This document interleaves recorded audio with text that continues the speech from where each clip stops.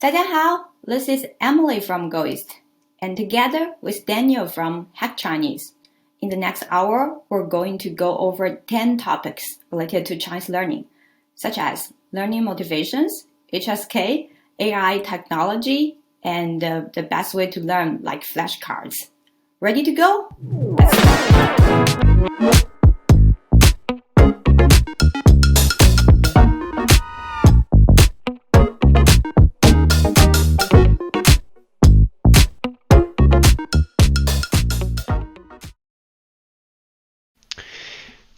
Yeah, I'm not sure that the biggest obstacle to learning Mandarin is motivation, because I think there are a lot of students who have a ton of motivation to learn. I think the issue is rather that despite their motivation, they often don't know where to apply the motivation to work or to study. So as an example to that, I may decide that I really want to study today and I have an hour. What should I do? Should I go do some flashcards? Should I go take a class with a teacher? Should I listen to some things? Should I go speak with a native Chinese person? Getting set up and figuring out how to apply your motivation, I feel like is very draining for a lot of people. So I think it usually falls back to them thinking, oh, maybe I don't have the motivation to move forward. But in my experience, a lot of students do have a ton of motivation. It's just they don't always know where they can, where they can best apply that motivation and move forward on a day-to-day, minute-to-minute basis. Oh, yeah, Daniel, I like how you will use yourself as an example. And I think for me, talking from a bigger picture, like when you're talking about learning result, what factors affect our learning result, motivation is one of the factors. But to be honest, I don't want to damp learners enthusiasm, but other facts do matter. So back in 1970s, there's a study, and it's quite famous and quite convincing. It finds out motivation takes up about 33% to affect your learning result. But the other important ones are also like intelligence, which is 20%, ability to learn language, which is also 33%, and other factors accounts for 14%. But in language education, we do emphasize a lot about motivation because that's the only things we can actually control, like to motivate yourself to really learn, both for learners and also for teachers. So it's actually really important to find ways to keep up the motivations. And one thing about motivation is somebody think motivation is I need to learn today. But actually the one thing which is very important is I think Yap also found out recently, it doesn't need to be something so exciting, but to integrate learning into your daily habits. The metaphor he used actually is brush your teeth. So learning Mandarin, one kind of motivation can be you really see it in your daily routine and you just keep doing it for a long time and the results will come. Yeah. Yeah. Yeah, that seems to make sense. Can I ask, just while we're on this topic, and obviously you run a Mandarin school, what are the typical motivations that your students have? I feel like most of the time when I meet a student, I kind of can ignore the whole are you motivated, because I probably wouldn't meet a student if they weren't already so very motivated. And maybe it's the same for you, but have you had a chance to I don't know, poll your students and say why are you studying? Is there any major reason? Yeah, definitely. I think that the first thing our language consultant and teachers want to find out is why do you want to learn Mandarin? And we want to help to keep that motivation going for a long time and also add a bit more interesting and curiosity to that. From a more linguistic point of view, learning any second language, there are two kinds of motivations. One is more we call it integrative motivation, which means you want to integrate into a culture. So it could be You learn it for like friends, family. You want to get close to that group of people. You just like naturally inspired about like the culture, the language, the people. I think you fall into that category from the very beginning. And then the second one, we call it instrumental motivation, which means like you learn it for a reason, which would be functional, practical. Like you want to do business in China, you want to apply for a degree in China, you want to actually pass this test. Like it's more instrumental.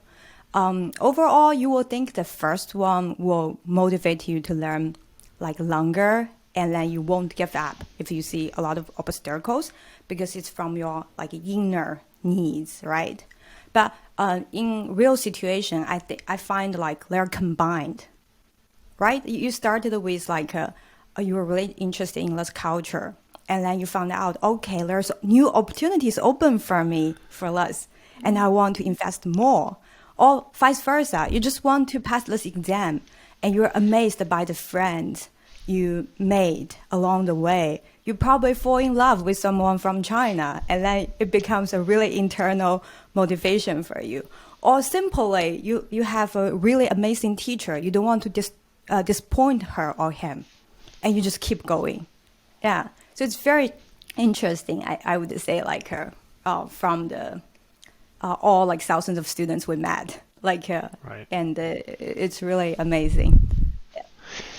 To add to that, I definitely have said before that my motivations have changed over time, and I feel like that must be the case. People probably do not have the same exact motivation the first month of studying Chinese that they do like the 10th year. Probably nobody could. For me, it changed a lot from the first kind of 6 months where it was very much just, it was such a novelty learning characters for the first time and understanding tones for the first time and all of that. Yeah. To then I went to China and I actually was able to use some of that language, and all of a sudden the motivation was, oh my gosh, I want to be able to handle these situations more fluently than I had been before. And at that point, Yeah. really had nothing to do with grades or characters or teachers or whatever. It was just so, oh my gosh, I can't believe how cool this is. I can actually use it every day. And then Yeah. by the 5th, 6th, 7th year, it was more of like, I've made so much progress with so much hard work that it would feel like a shame to not continue, to not keep pushing that forward. And so, yeah, I mean, those motivations are so categorically different. But hey, whatever you have, if you don't have a motivation, forget it. You will not make it very far in such a hard endeavor. But yeah. Yeah, that's true. Like motivation changes, right? And the most important thing boiled down is like you really need to find a sense of fulfillment. Either it's talking to the real people, or you just feel like, oh my God, I'm making the progress. And also like the other, like you find a true pleasure in using the language, applying it. So like that's why like if we find a student who doesn't really have a very good supportive environment, for example, abroad, or no one actually speaking to them, like the teacher needs to create like really kind of like a milestones, a way of positive feedback to really cheer up, like to like even like you just like take a picture of like the characters you see on the street and try to come up with if like you understand it or not, or like go to Chinatown to order a dish in Chinese. Like you create those kind of situations for them to really use the language and say like, yeah, I did it. Yeah.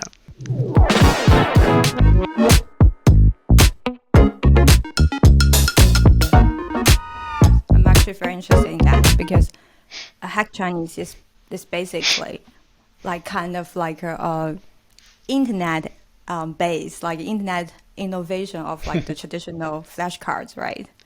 So like Right. yeah, you must think it's the most powerful tool for Chinese learners. That's why you started it. So yeah, I do. I definitely have a lot to say about flashcards. I so the question that I guess that we had ahead of time to prepare for was, is it essential for all learners? Uh-huh. No, I don't think it's essential for all learners. I think some people are so turned off by the idea of a rather monotonous task like flashcards that it will never work Mm-hmm. for them. Mm-hmm. Um, and I don't think anybody should force themselves to do something that they hate. That will be motivation destroying. Yeah. Having said that, I do think that flashcards, especially if they are paired with a modern methodology like spaced repetition, Mm-hmm. can it be so incredibly powerful that it's kind of a shame if you're a student these days and you're not leveraging those two things. Um, One thing that is important to remember when thinking about flashcards, at least in my point of view, is that uh, you're not trying to master whatever you're learning with a flashcard. There's a whole bunch of things you could learn with flashcards, but if you just take vocabulary, for example, I mean, that's the easiest one to think about when you're thinking of studying a foreign language, and obviously at Hack Chinese, that's what we teach. Um, you're not mastering a word, but rather you're gaining a superficial understanding of that word, which in turn then opens up and unlocks a wealth of other content to perform, comprehensible input from. So whether that is, graded readers or podcasts that you're listening to, fine, that's great. But also it makes your textbook easier. It makes your in-class discussions, your in-class learning environment just become way less painful because you're not stopping every 2 seconds to say, what is the basic meaning of that word? Is this a verb? Is this a noun? Like, what does that mean at all? You can still kind of enjoy a ton of discussion around and role play with those words in class and all of that, but it's so much easier if you have like a basic understanding. So for the vast majority of students, I do think that they can benefit a ton from using flashcards and learning their vocabulary, at a basic level using that tool. Yeah. But yeah, maybe it would be a bit disappointing for you, but personally, when I learned second language, I never used the flashcards. And when a student comes to me to ask王老师, I have used so many flashcards, I repeated so many times why I still can't speak or understand Chinese. I usually discourage them by telling them flashcards it's like so old, and then it's actually a lazy way of learning the vocabulary, because you said, it's a superficial way of learning the vocabulary, and then you can only, I call it a mechanic, like a repetition. So but in real language learning, if you actually want to learn or master vocabulary, you need to turn this vocabulary from passive vocabulary into active vocabulary. And the old way of the traditional flashcards never tackled that, because it's just like you repeat the word again and again. So it's never really activated. It's passive. The best way would be it would be put in a sentence, or even better in a paragraph. And you just run into different paragraphs and situations. By linguistics, the statistic is 17 times, and then you can actually master it. So, or in other words, I don't really like the traditional flashcards when you just repeat the vocabulary itself again and again. But with the new technology, if you can actually provide more situations to a word in the format of flashcards situation, I think it's great, because still it requires you can learn it here and there, just 5 times, now 5 times later, and it really helps. And you don't have to pull out a book and then try to find where's this word, or and also oh my god, in this paragraph there's 90% of words I don't know, but with a good flashcards app, you have good dictionaries, or they already remembered what words you learned, so they present you with the ones you can actually know. Yeah, so I hope Hack Chinese is that kind of flashcards. Yeah, Yeah, well, I mean, we do have example sentences, and I think that's makes it so much better putting things in context.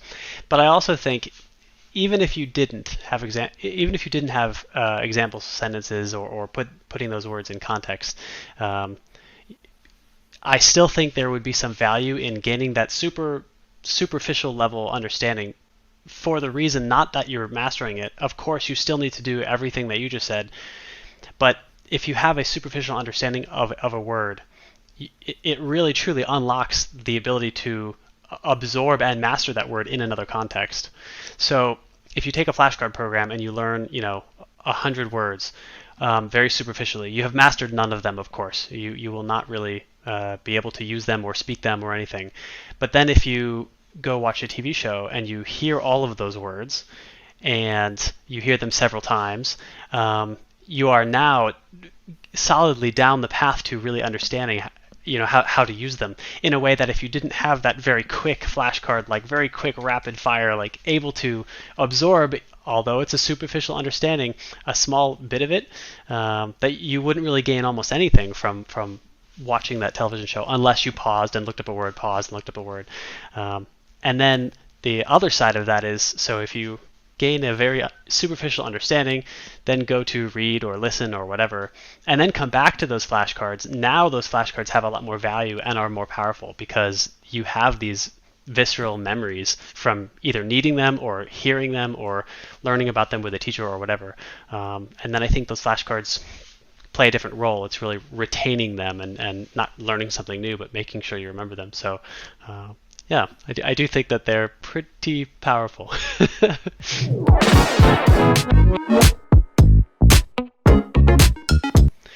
So it's hard for me to really know how mature Chinese education language as an industry is versus other languages because English Yeah. is my native first language, and I haven't in the last 25 years studied any other foreign languages. But I do hear that a lot. I hear that, Chinese language learning is not as mature.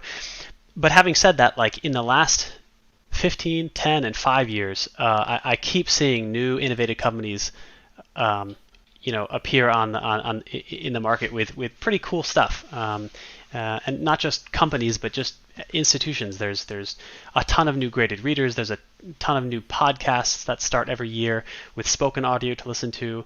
There are new apps appearing all the time.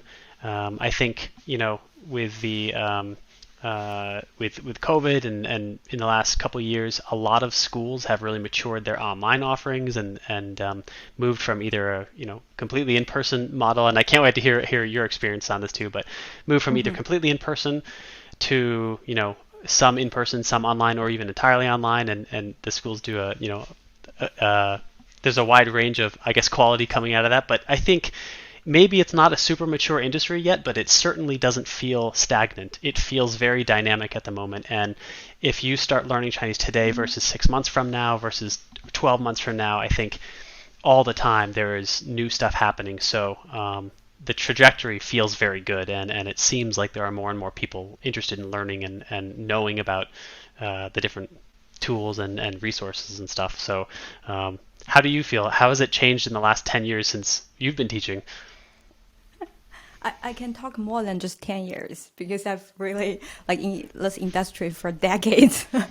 Okay. Yeah, so like I have like a ton of words to say about this. I would say like from a learner perspective, like what's available in this industry as a second language is like way enough for you to choose. It doesn't matter like what purpose you have, goals you have, what budget you have, what way of learning you prefer. There's always a choice there available for you. So if you want to start learning Chinese and never get started, don't blame for the industry. Yeah. But For sure. really, like for someone who's actually in this industry as a teacher and as a businesswoman, I would say like compared to English education industry, it is like actually not that mature. Contemporary Chinese education as a second language only started in 1985, which is like almost a century behind the modern English industry. And then also like the only the specific publishing house dedicated to teaching Chinese as second language only started in 1985. So it's actually a pretty young industry. And also like if you come to the teachers, you can only get this kind of degree in late 1980s, or a master's degree in it like in the late 1990s. So it's actually, and also like how it's the career for you as a Chinese teacher. Also, it's like how as a professors, like you can go as associate and then like professor. But if you are a Chinese teacher, like if you really want to focus on frontier teaching, not just the papers, then like the path for you is actually very dim in the universities or other organizations. So I think that's why like we actually want to do something. We want to get out of the university and using like if we start up a business, can we provide better career opportunities for the teachers? So that is being said, also like in the early 2000s, like a lot of business actually are focusing on this industry and really make it much more vibrant. And like you said, with the development of internet and also not just like the Chinese teachers, like even the learners like you, Daniel, like see like, oh, I want to do something for this industry because it's fun, it's helpful. A lot of people are really caring about it. So we do see a lot of like apps, like new learning methodologies, like new schools, institutions, new programs coming out, like in the last, especially the 3 years, right? Things that like the pandemic, which we are very happy to see because like I think with more players, like there's more competition, and which also provoke you, stimulate you to be more onto it, to provide the like higher quality stuff to the learners. Right. Yeah. Yeah, I want to add one thing to that too, which is because Chinese is so different, then I mean there are so many Romance languages that are like so similar in many ways, but Chinese is so different in that it has characters, tones, etc. That because of that, I think that it changes the shape of the industry a bit in that you get maybe fewer tools, but the tools that you get are so much more specialized and therefore better, if that makes sense. So not counting English, Spanish, French, some of the languages that there's that are all Romance languages and a ton of people are studying, not counting those. If you think about maybe I don't know, some of the other Romance languages that are not as popular, they might go, so for example, Duolingo. Duolingo teaches like every language pair. You can even learn like Klingon. You can learn whatever. And for many languages, I feel like they do an okay job. But for Chinese, it's so different that first, Chinese didn't even appear on Duolingo and many other like mass market tools for a while. Because it just didn't fit like the existing technology profile or whatever, or the learning methodologies. And then once those languages do migrate to those generic tools, they're still not that great because you can tell that those tools were kind of built from the beginning for the other 1,000 languages that are very similar and not like Chinese, which is like pretty different. So the end result is that maybe there aren't as many tools, or there aren't tools as early, but when you finally do get a tool, it's arguably better than some of the other stuff for learning those other languages because they had to be rethought of from the ground up to focus on Chinese.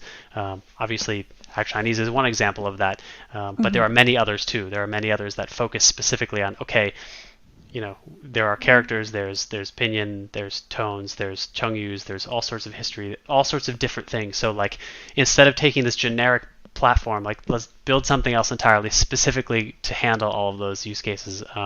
So in that sense, it almost feels like more high tech over in the Chinese space. I don't know.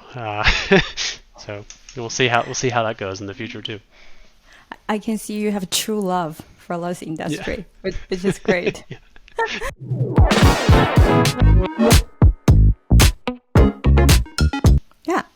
So yeah, last one I would say not true, and I have data from GoEast because like we now have so many online students, right? So over 60% of online students at GoEast actually they have no plan to go to China in the near future. So I would say like they're still learning and they're still motivated and passionate about learning. So yeah. So like if you're not going to China, learning Chinese is still necessary. If you find yourself you have like Chinese friends around you, or like you actually are related to your Chinese family, or actually you have like kind of a purpose for if you need to pass exam in school, or if just you're working for like a multicultural environment, multicultural company, or even you're working for a Chinese company abroad. So those are all very good reasons and real reasons people are still learning Chinese. Okay, so I agree with those. I think there's a ton of reasons why you should learn Chinese anyway, but I actually would be curious to hear from people, foreigners these days living in places like Shanghai or Shenzhen, where there typically are a lot of expats and there's also a really good amount of English. If the question is very specifically, do you need to learn Chinese if you are moving to China? I think it depends where you're going and what you'll be doing. One of my biggest challenges when I was in Beijing and Shanghai in 2009, 2010 was actually finding people to speak Chinese with because there were so many people who had learned English from their youth until adulthood, and they wanted to practice so much. And then they saw me very clearly a foreigner, and even though like my mission at the time was study Chinese, I want to learn Chinese, I want to practice Chinese. They didn't know or care about that. They just saw, a foreigner, like we can practice our Chinese there. So because of that, it made a lot of the basic day-to-day interactions possible without knowing any Chinese. So if you want to go on vacation for a week in Shanghai, I don't think, strictly speaking, you need to learn Chinese. You could probably get by. You could probably find some restaurants. You could probably get around in a taxi or whatever, and be okay. Not that I think you should. I think obviously I think learning Chinese and learning languages is like one of the most exciting pursuits in life, and you should totally do it. But you could probably get away with a few places in China without picking up the language. Yeah. Yeah, I think this is expat bubble. Expat bubble like exists everywhere. Like even like when I went to Paris, like I went shopping, and then I wanted to practice my very few like French at that time. But then they see a Chinese person coming shopping, right? Immediately it's all in Mandarin for you because they really want you to buy more, right? So of course, like if you expat anywhere, either it's like they want to practice language with you, or like they can provide those service targeting at expats. You can actually get by with that. But the thing is, like if you don't speak the local language, I think sometimes you don't even know what you are missing, because you just lived in that bubble. I think people who we met, of course, is more like selected because they came to GoEast or Hack Chinese. They already wanted to learn. They have that kind of mindset to know another culture. Is very important to speak a language that like the local people are, or my employees or my colleagues are speaking is very important. So there would be some prejudice, like I think from my first experience, but I think if you're going to China, it's like a definitely 100% you should learn this language. And then if you're outside of China, if you see the situation like you're in a multicultural environment, like I would still suggest you to learn as well. Yeah, I totally agree. And you'll probably fall in love with it and end up going back to China over and over. So be careful.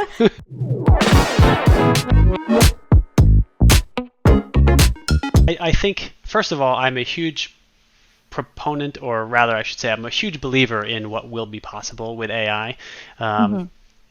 putting something in your ear and having it perfectly translate a foreign language into whatever you comprehend as your mother language, or a heads-up display in your contact lens, all that stuff, it's coming and it will be perfect. I don't know if it's next year or 10 years or 100 years, but it will come here. I'm a very, very big believer in the potential and power of AI. In the medium term of at least our lifetimes or whatever, when it's not yet absolutely perfect, or even when it is, I still don't think that it's going to take away the drive for that many people to learn a foreign language, because already not many people want to learn a foreign language. If you look at the whole context of the entire world, people are very happy living and existing in their own mother language because it's hard to learn a foreign language. The people that choose to learn a foreign language, either they have to for a job, and maybe AI can take care of some of that, but the vast majority of students, I think, who sign up for classes these days, if it's not strictly for a career and they have no interest in the language, they're just doing it because they need to learn that language so they can get a job in that language. The vast majority of those people, in my mind, have already decided that they have some intrinsic motivation. They want to tickle their brain in the way that speaking in a foreign language does. They want to go through the study hours, learn something new, get better at something, progress, have awesome, fun experiences chatting with people in a foreign language. So if you tell them, oh, we can actually you can bypass all of that and you can just quickly understand what the person's saying, I think that totally misses the point. Those people aren't interested in jumping to the end. I mean, they could just go read history books or watch the news that's translated or something if they just wanted that. I think I think most of those people really want to learn a foreign language and interact with it, not just cut to the end of like, oh, I understand the meaning of what's going on back and forth through through AI.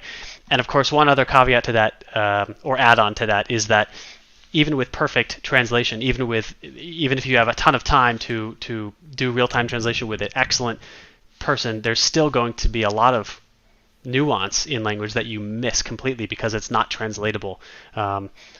So the only way you're going to get that is really studying the language quite deeply. And I think that's already what motivates a lot of people to learn. So in summary, no, I don't think that advances in AI are going to completely eliminate the need or the desire for people to study a foreign language. It'll probably exist very strongly in the future, and more so as it becomes easier to learn and study. Yeah, I think like you described like how as a believer in technology. I think one thing like recently is like in a Chinese movie, 唐人街探案, like a detective movie. So those Chinese detectives, they're going to different countries to actually like do the to really solve the problems there, and they can't really speak any language but Chinese itself. But they went to like Japan, like US, Korea, and they have this like technologies like a kind of like machine translation immediately. And it's so cool. But also like in the movie, it's like there would be some mistakes and they would be like, oh, like, I wish I could speak this language. So I think this is a very good like kind of vivid image I have for the AI and translation apps. It will like make a lot of things much easier, more like on the spot, help a lot of people to do things quickly, and then make some situations like suitable, but like then like still like largely people will really want like if I am the human like to be like really know what is going on. Like people have that kind of urge and need deep in the heart, and I think that will be the reason why still some people, very similar to why those people now they're choosing to learn this language as an adult even. And then back to kids, what I have a comparison was like in China, Chinese kids, they spend so much time in learning mathematics, right? And then like your parents like really like paying great attention to that, saying like, oh, you have to learn that. But you were asking like, why? Right? Now I have calculation. What answer I ask like, hey Google, hey Siri, hey Alex, hey Tianmao Jingling, what's the answer of blah, blah, blah, blah, right? It's out there. So the reason for learning like Chinese or other second language, I think it goes beyond more than a practical reason, right? Like for kids, it's like kind of like it open the door of like you actually care about other culture and people, and that's something you really want your kids to have. Or like the logistically, logics, like to train the brain to really appreciate arts, logics, language. It stimulates different parts of your brain, and I think that's beautiful. And that's something like as a parent, you want your kids to be that kind of productive, satisfactory kids or adults in the future. So you want to prepare them for that kind of future. So it's the same why you want your kids to learn math, to be able to appreciate arts. You want them to learn a foreign language. And when Chinese comes to be either your roots, heritage, you have to, it's better you learn that. Or it's like just so different from your mother language. It's just fun and to learn a language like that. Mm-hmm. Yeah, totally agree. And I think just studying a second language, I read I read a study, meaning I read a headline of an article of a study that said if you know if you speak at least two languages, then there something happens in your mind that helps push away a whole bunch of cognitive decline situations like Alzheimer's and other things. You're doing something when you're if you're going to the gym and you're lifting weights, you're doing something to your muscles. Well, when you're speaking in a foreign language, you're doing something to your brain as well. So there are practical reasons too, just to go through the learning process and keep it up. Yes.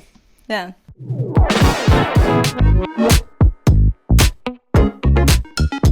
A lot of considerations, but interestingly, when I was living in mainland China, for a long time, this is not for my generation, who's born after 1980s. This is no longer a controversial discussion anymore. People just got so used to it, right? Because you're the one that the generations brought up under that. You just took it for granted.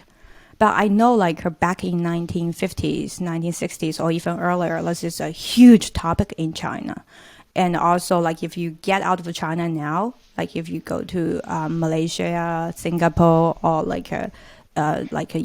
Chinatowns in North America, people still ask those questions. Or you meet people ask you, should I learn traditional Chinese or simplified Chinese? So it becomes really a question. But I would say if for me, from a linguistic point of view, I would say no, never, because there's just the heritage you need to pass on. So I think to never learn traditional or never learn simplified. Oh, sorry. It means I don't think traditional Chinese would just become simplified Chinese. Right. Okay. No way. Yeah. Yeah. From linguistic point of view, maybe in daily life, people would be just educated in simplified Chinese for literacy. But there's always a small part of scholars or who works of learning traditional Chinese, or even in the future, people kids should have both knowledge as well, because it's just we have such a long history to pass on, which is largely loaded or based on traditional Chinese. And I do want to quote from one of my idol, why I choose teaching Chinese as my lifelong career. There's a few linguistics largely really affecting me, and this guy master, his name is Zhou Youguang. He is the father of pinyin. I really admire him because he's both a linguist and a famous economist in China. I really think like if you have those kind of brains, right? Like it's great. It's not just anything for literature or ideal. You really take economy, practical reasons into consideration. Like he once wrote one like a sentence when it comes to the debate between traditional and simplified Chinese. He said like 后今而不博古，重中而不轻外. Which means like we of course need to cherish or pay attention to presence, the needs, practical of the presence, but we should not look down upon or neglected our past. Of course, like mainland China, or like it's a super important center or topic for us for into consideration, but also you need to consider other places like abroad, those heritage, those like spreading of the culture. So I think that's like kind of like the balance I want to tackle here as like a part of this industry, if it's possible. Yeah. Right, right. I don't have much to add to that. I feel like you hit all the main points that I think about. I don't think it would or should go away because all the history of the characters and all that is in the traditional script. I guess for me, when I have these conversations, and I won't offer any conclusions or really ideas, but when I usually talk about this, it's the balance between, on one end, you have all the history and the culture behind the traditional forms, the traditional script, and on the other hand, you have, well, at least the goal was a script that is easier to learn, easier to recognize, so that you can reduce the illiteracy rates, or rather help people raise the literacy rates, help making study Chinese easier on the other end. And I think that Chinese is still pretty challenging to learn and memorize all those characters anyway. I think I saw somewhere that even after the simplification, the literacy rates did not like jump to countries where there are an alphabet, Romance languages. It can be a lot higher in places like that. So although it was simplified and it made it slightly easier to learn, it wasn't like a home run where it was like, okay, now it's like so super simple and you can learn to read and by like second grade, like in some Western countries, but you did do it at a reasonably large cost to removing some of the history of the characters. So I don't know where I fall on it, but those are typically the balancing pieces when I think about those things. So I think that these days, if I had to ask somebody, if somebody asked me what should I learn, I would probably suggest traditional simply because it's used a ton more. It's used by 1.4 billion people as opposed to several million, probably 50 million altogether otherwise. But if you mean specifically simplified, right? You mean like you would Simplified, suggest right? them to learn simplified, not traditional, right? Yeah. Did I say traditional? Yeah, simplified. I would suggest they learn simplified because there are so many more people who use that day to day, and that's the standard in mainland China, as well as a lot of, I think even the UN has it now as one of their major languages. Don't quote me on that. Okay, good. But if you want to study history, or if you want to live in Hong Kong or Taiwan where the traditional script is used, then it can make some sense to learn that instead or also. But despite all that, I don't have a super strong opinion on it. I feel like I'm not qualified to really throw my weight in the ring here and have an opinion on it. I think they're both great.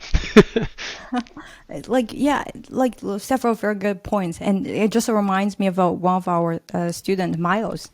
Like he started from zero, like knowledge in this language, but his goal is like he wants to be a translator or interpreter, between this language to other languages.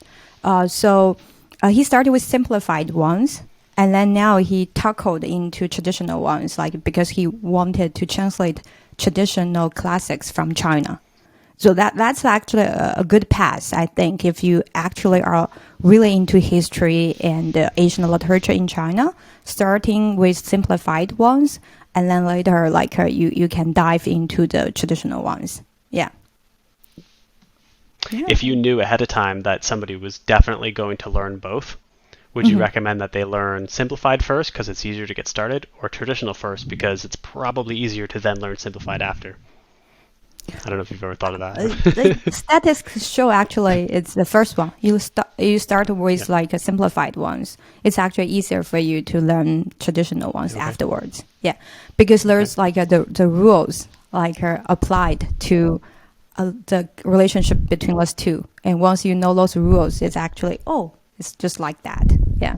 Okay. But like if you are like used to all the thinking and framework of traditional ones, you would just think like, doesn't make sense. Let's simplify ones. Yeah.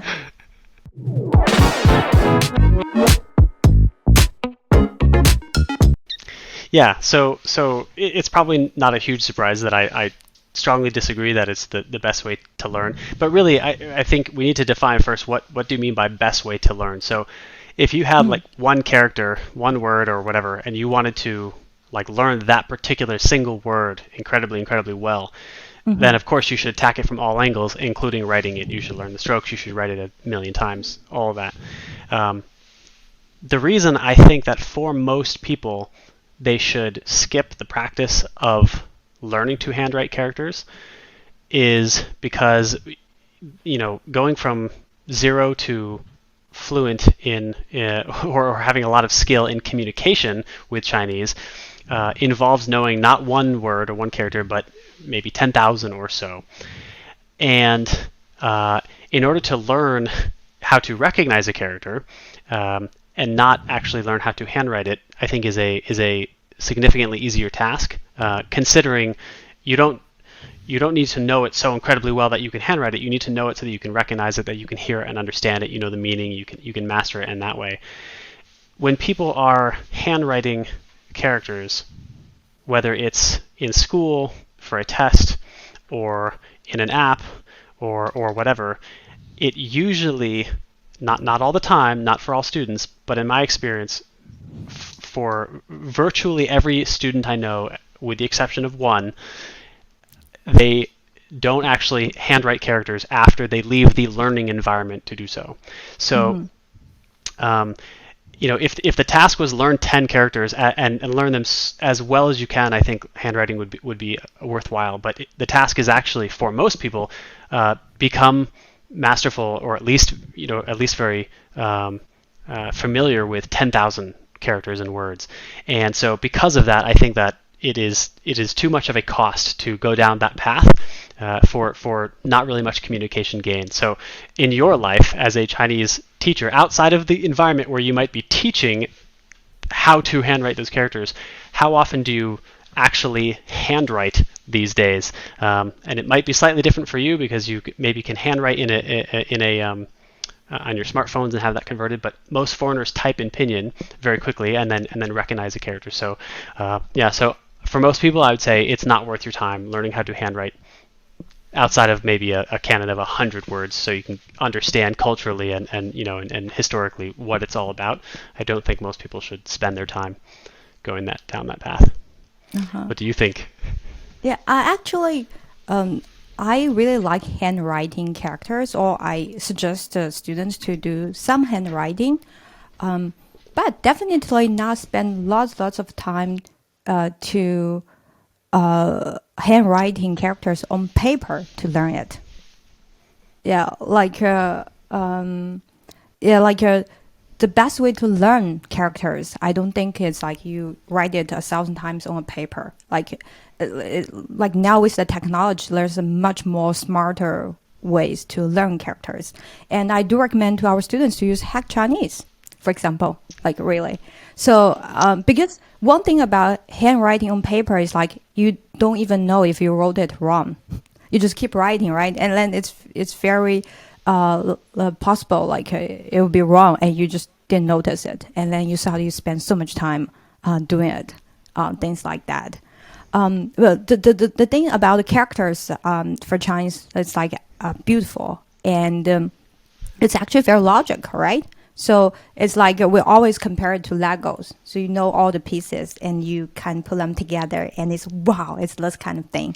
And then I think with like apps or just with this kind of like understanding, you already learn this character. So you don't have to really handwrite it again on paper.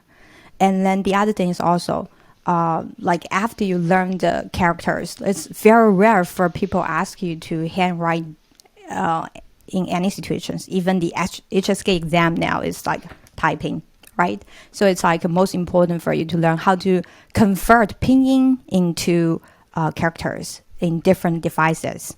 So that's really important.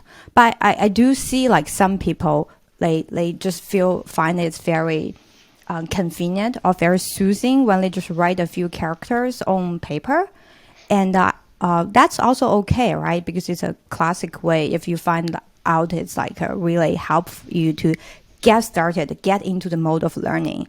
But I don't think it's the best way of learn the character. But maybe it's best way for you to enjoy learning. It could be a good way for you to enjoy learning characters. Yeah.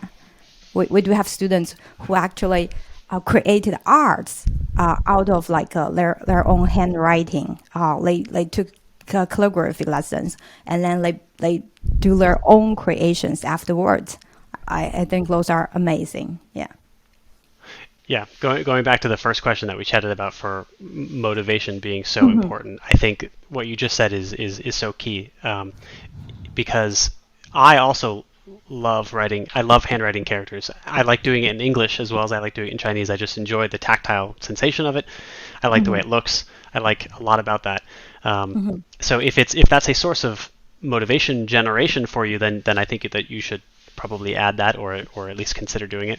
On the flip side, the reason I don't do that anymore is, despite really enjoying it, is because making, and this is probably even more important for beginners, I think making more tangible progress towards being able to communicate generates so much more motivation. So if you have, like, let's say you have 50 hours to study, and you're starting at 0 or you're starting at beginner level anyway, and you learn how to write 50 or 100 characters in that time versus listening to 40 hours of audio and then speaking for 10 hours with a teacher. At the end of those 50-hour journeys, you'll have two incredibly different outcomes. One person will have some beautiful handwriting, and the other person will be able to engage in some reasonable dialogue.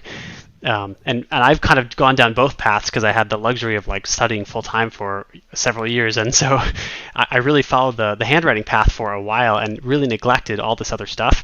And my motivation was dropping after a while, but then once I started really spending almost zero time on handwriting and spending as much time as I could on those things that helped me communicate, I found so many more super motivation generating experiences, like genuine, like spontaneous conversations with people, and just understanding so much more. And that got me so excited that then I actually had so much more motivation to study and keep going and press forward and even write some characters again as well too. But yeah, I think you need to find what is like motivating for you on an individual level. So yeah. Also, like the flashcards, right? If that's like help you to get started or really keep you going, then definitely adapt it.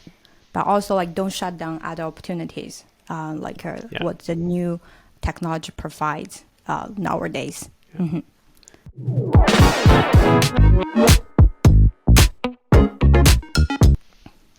Yeah. So the question is, so just to clarify, the question says, the quality of a teacher is less important from intermediate level onwards. I think so. I think the reason some people think that is because people are not looking to improve their language skills. They're looking to conversations. They're looking to increase their perception of fluency. So they want to speak more quickly or more spontaneously, or be able to get involved in conversations quicker without really learning much new stuff. If that alone is your goal, if you just want practice, just opening your mouth and speaking Chinese without much care for if it's accurate or whatever, and you don't really want to progress, then okay, I think in that very specific small situation, you can have somebody who maybe even isn't a teacher and is just somebody who is a native Chinese speaker, and you're just speaking with them. There is some value to that, but the question is quite specific. It says, if you are an intermediate class and you want to actually get better, does the quality of the instruction matter less? And I think it's the opposite. I think well, I don't know if it's the opposite, but it certainly is not unimportant. I mean, it gets harder as you progress. Some things about language learning, and I can speak now from a very much a student's point of view who's still in this journey. So in the beginning, when you're a beginner and you have a teacher, they're teaching you such rudimentary, such elementary basic things that in some sense it's kind of easy to do that. I'm not saying they have an easy job. They don't, because learning a foreign language is always tough and you don't know what kind of questions are going to come. But you're learning things that are very much expected, and you have beginners who are probably similar to other beginners. It's a very different world. Once you get to the intermediate stage as a learner, you're not asking basic questions anymore. You're asking like very nuanced things like, okay, these two words are very similar. When would you use this one versus when would you use this one? And you can't just take somebody who's a native speaker and expect them to perform well at that task without being good at their jobs through experience or training or whatever.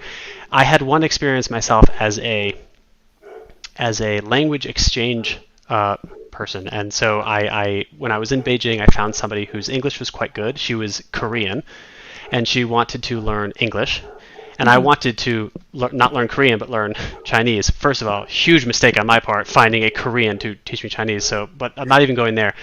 My experience teaching English was something I recommend everybody experience once so that they can understand how difficult their Chinese teachers' jobs are. It is not easy to teach your own language to somebody. Unless I have some mental deficit, it was super challenging in a way that was unexpected. And that was at the beginner level when people were asking me like the simplest questions about language. I can't even imagine how challenging that would be if we got to the intermediate level and somebody was asking me, like, even today people ask me questions of like, when do I use both versus neither versus either in a sentence in English? And it's like, I know instantly which one is correct. I still cannot come up with a good explanation of like how to describe that. So no, so yeah, I think that as you get more advanced in your language learning, having a highly experienced and high quality teacher with a ton of experience, and I don't know if training and all that, I don't know anything about that side of it, but the quality of a teacher is super important. Yeah. Okay, rant over. Great. I actually can supplement with the perspective of like training side. I do appreciate how Daniel, you use your own experience to like show appreciation of like a like professional teacher like me, like who would receive 10 years of training before really become a certified teacher. Like 4 years for a bachelor degree, 3 years for a master degree, and thousands of internship teaching hours. So from this perspective, I can tell all the learners a secret. It takes much, much longer to train or select a teacher who can actually teach intermediate and above. There are a few, like a lot of factors. I won't like bother you guys with one by one, but I just want to point out the two factors. Maybe it will really ring a bell for you as well. One is like when you are intermediate and above, you have adequate things you can go by, like to express yourself or understand, and you can actually just restrict to that like a sweet spot, and then really do your conversations, and it sounds quite fluent even, right? You just use your simple structures, words again and again. It's very easy. But the thing is to help you from that level to really sound like an adult, a smart adult, it's really hard for anyone to bring that out. And it's also hard for a teacher. Because to really understand what is, we call it the I+1. I means what you've already very familiar with and comfortable with. And 1 means a tangible goal you can jump and reach. And each lesson you need to design in that way. So to give you a kind of like a challenging task and also a sense of fulfillment, oh my God, I actually can do a bit better. It's really hard. And it's not like any novice teacher or teacher who are very good with beginner levels, because that's the things you need to practice again and again. And that's at other situations you can use them. They're very limited. And those are the foundation of your students because they're only like zero or like a blank of paper, right? Intermediate students, they absorb differently. Like they're not just like learn with you, they learn with other situations. How can you define what is their I? Requires lots of experience and training. And how to plan for that I plus one, that one also is not easy. So that's very, very important. So that's the first factor. And the second factor is as an intermediate level, you will definitely experience a language plateau, which means like you spend so much time and you feel like you're still lingering there, you have no progress, which you'll be super demotivated and finally give up. How to manage that kind of expectations and how to actually motivate your students to not give up, like back to the motivation part, right? Like it's also something that requires a lot of experience and tactics. And that means like this teacher you choose is not just a teacher, also you choose if you're going to really go, the possibility like to go forward or just like give up there. So really pay attention to the quality of your teacher if you are intermediate level and above. Yeah, well said. Well said. Totally agree. Yeah. But like then the next question would be, how can I know that the quality of my teacher is good? Then listen to our next podcast. I feel just from like a practical standpoint, if somebody says to me like, oh, like why should I go to one of the online schools like GoEast, which has, it's basically career teachers who have made it their career to excel at the art of teaching, versus maybe a marketplace service. There are several services online where you can, basically look at a whole list of native speakers. Maybe they have training, maybe they don't, whatever, and find a time, and then you just meet with them, and then that marketplace service takes a cut or whatever, but has no real skin in the game to care how well the teaching is, how well the teaching what the teaching quality is, and what the student outcome is. It's quite a bit of a gamble because it may be cheaper to do so, but you might be actually wasting your time. So for everybody who can afford a career teacher at a professional school, I recommend it for sure. Yeah, I totally agree. I think like you need to take not just the budget for now into consideration, but also the value of your time. Yeah, the value of the progress. Yeah. Right. Great.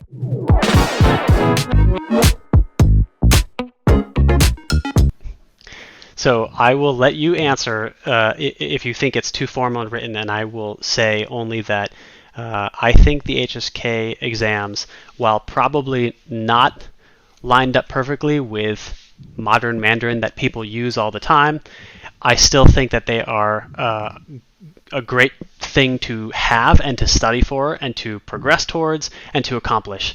All of those aspects generate motivation, and I think that is great. So a student who doesn't know where to begin, well, try to pass HSK1 in the next couple months.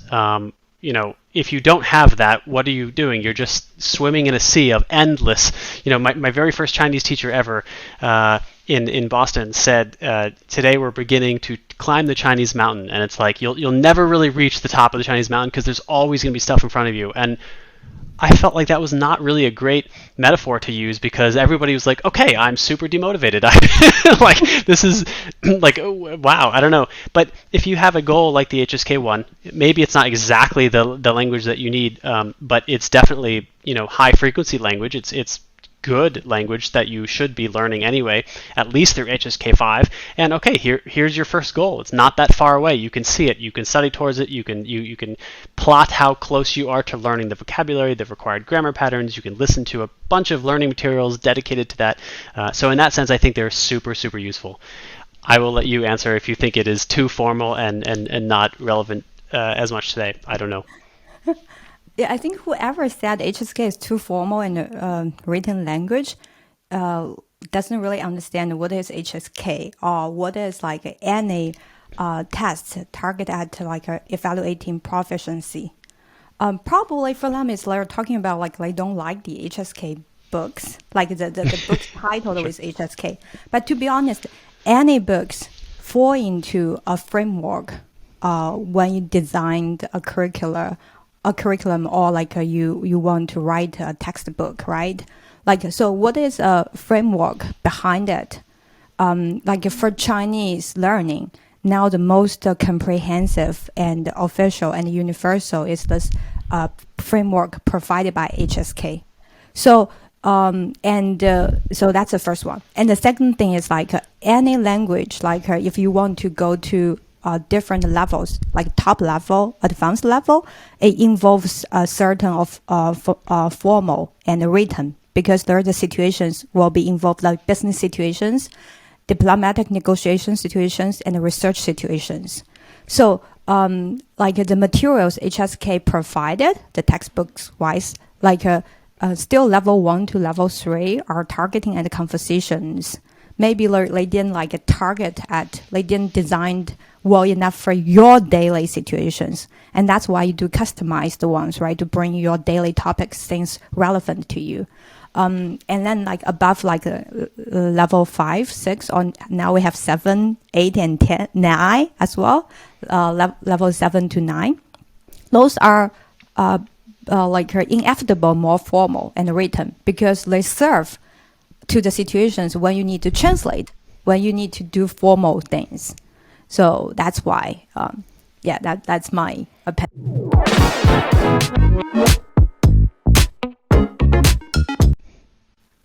Yeah. Yeah. Oh, the last one is fun. Finally, oh my God, I can't believe we did this. If you could change one thing to the Chinese language, it'd be... Are you sure you don't want to change anything? Here's the I chance. have I have a boring answer. I wouldn't change anything. I've found the journey to be, challenging. But if it weren't challenging, I probably wouldn't be in love with it. And I hear that from a lot of students too. They started really being interested in Chinese because it was seemingly so challenging at the beginning. So yeah, I know there's tones which are unusual. There's characters that are foreign to us. But that's what I love about it. So I wouldn't change anything. Yeah, you love for the sake it's so different from like your mother language, right? So you just want to keep the alien of it. Yeah. Yeah, and yeah, and that's a good way to summarize it. It's if it were like, okay, so I studied French in middle school, high school, and college. Yeah. Today I don't speak a single word of French. Well, maybe I don't speak a single sentence of French. I just it was never interesting enough to me, and I can't say is that only because Chinese is hard. That's why I found it interesting. I don't know, but something about the characteristics of Chinese, it being so different, so hard, so foreign, made me fall in love with it. So I wouldn't change it. If I changed it, maybe I wouldn't be doing what I'm doing with my life today. So wouldn't change it. Yeah, like small things. Like for me, I like those kind of like a mental experience. So for me, like as a native speaker, I actually do have a strong feeling for like I want to like drop out all those R sound in Mandarin, especially those adapted from Beijing dialect. So this is a very personal thing because so I grew up in Zhejiang province, which is southern China. Of course, I grew up speaking Mandarin, like educated in Mandarin in school, and I speak Mandarin, I would say perfectly as the standard. But when I went to Beijing to study, like to the top university for teaching Chinese as a language, right, the number one there, and then but like I like the first semester was so hard for me, like. I really love their food in my school canteen, and usually when I woke up in the morning, I would be very hungry, and when I'm hungry, like I'm angry as well. But then I try to order that delicious pancake from my school canteen, which I call it xianbing, like which is perfect standard Mandarin actually as well. But then of course, like if you're based on Beijing dialect, it becomes 馅儿饼. And I don't know why they don't understand me. Like why? Like it's the same thing, right? Why you have to have that R in the middle? So like I would be waiting there like for my delicious pancake, which I hate so much. So if I ever get a power, if I become less like the father of the pinyin, if I ever get to that level, I'll do a reform in that part. I'll take away all those Beijing dialect factors related to R in Mandarin and make it easier for Southern Chinese people. And also maybe like it would be easier for like non-native speakers as well. Yeah, although the Beijing Arhua is the only joke that foreigners can make and feel like their Chinese is pretty good. They can say "mar" and and everything else, and they feel wow. So you're taking away our only source of pride now. Oh my God, I didn't think about that part. Oh, that's a good point. Oh, that's why we should have more open discussions about something which is hard becomes mutual language between people who really know it. That's true. Yeah, it becomes of something we can make fun of and have fun. Yeah, great. Indeed. Yeah, cool. And a lot of Yap said like, how about the three does so similar, right? Right. Oh yeah. Yeah, perfect. There's so many of those. 谢谢大家，晚安。Bye bye.